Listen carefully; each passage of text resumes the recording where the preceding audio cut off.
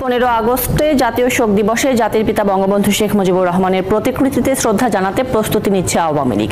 এই জন্য নিরাপত্তা নিশ্চিত করতে নতুন অন্তর্বর্তীকালীন সরকারের কাছে অনুমতি চেয়েছে দলটি। এদিন শান্তিপূর্ণভাবে ধানমন্ডি 32 নম্বরে শোক দিবসে শ্রদ্ধা জানাতে দেশবাসীর প্রতি আহ্বান জানিয়েছেন শেখ হাসিনার ছেলে সজীব ওয়াজেদ জয়। আপনারা একটু সাহস করে যাবেন, এখন আর ভয় পাওয়ার কিছু নাই। এই অবৈধ সরকারের, এই রাজাকারদের সরকারের সময় শেষ হয়ে এসেছে।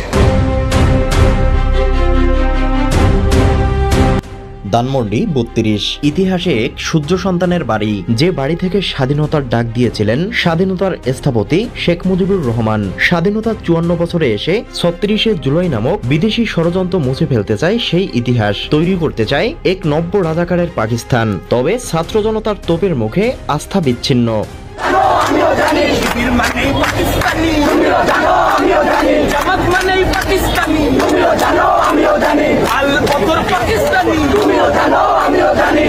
তবে শুধু ছাত্র জনতাই নয়, এবার 15ই আগস্ট ঘিরে বঙ্গবন্ধুর সপরিবার হত্যার শোকের ছায়ায় নব্য রাজাকারদের বাংলার মাটি থেকে মুছে ফেলতে ডাক দিয়েছে সাবেক প্রধানমন্ত্রী শেখ হাসিনা পুত্র সজীব ওয়াজেদ জয়। তিনি বলেন, দেশকে স্বাধীন করা ও দেশের মানচিত্র পাওয়ার ক্ষেত্রে শেখ মুজিবুর রহমানের অবদান ছিল অতুলনীয়। তিনি আরো বলেন, এই নব্য রাজাকারদের বাংলার মাটি থেকে নির্মূল করতে সাহস নিয়ে আমাদের সামনে এগিয়ে আসতে হবে।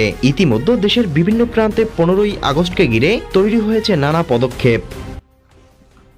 আসসালামু আলাইকুম, আমি সজীব ওয়াজেদ জয় বলছি। অনেকদিন পর আপনাদের সামনে সরাসরি কথা বলছি। প্রথমে আমার আপনাদের প্রতি কিছু প্রশ্ন আছে।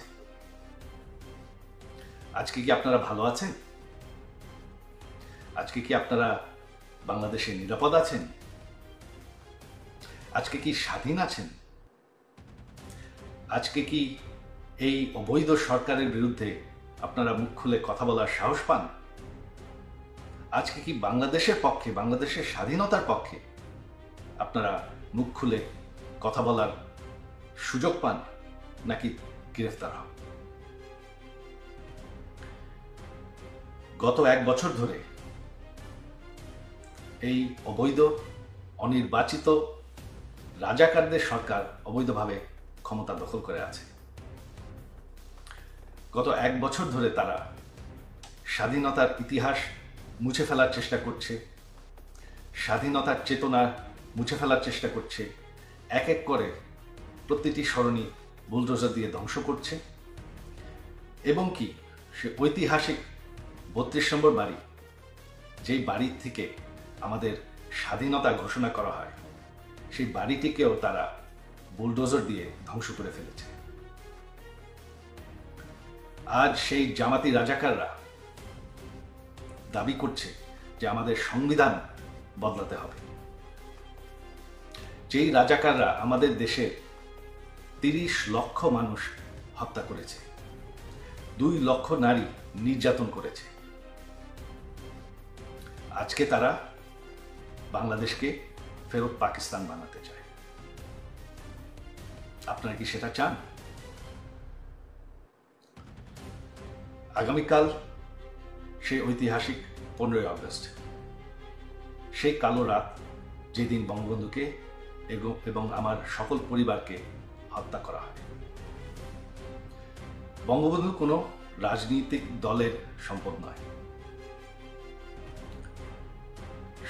সকল বাঙালির কাছে আমার আহ্বান যে আপনারা যদি স্বাধীনতার চেতনায় বিশ্বাস করেন, আগামীকাল সেই ঐতিহাসিক 32 নম্বর বাড়িতে গিয়ে বঙ্গবন্ধুকে স্মরণ করবেন, সেই বাড়ির সামনে ফুলের তোড়া রাখবেন এবং মোমবাতি জ্বালাবেন। বাঙালির মাটির থেকে স্বাধীনতার চেতনা মুছে ফেলা যায় না। স্বাধীনতার ইতিহাস মানুষের মনের থেকে মুছে ফেলা যায় না। আর বঙ্গবন্ধুকে বাংলাদেশের মানুষের মনের থেকে মুছে ফেলা যায় না। 32 নম্বর একটি বাড়ি, বাড়িটি আর নেই, তবে সেই 32 নম্বর ধানমন্ডি ঠিকানাটি এখনো আছে, সেই মাটিটি এখনো আছে। আর মাটি কোনোদিন মুছে ফেলা যায় না, চেতনা কোনোদিন মুছে ফেলা যায় না। আর আমার বিশ্বাস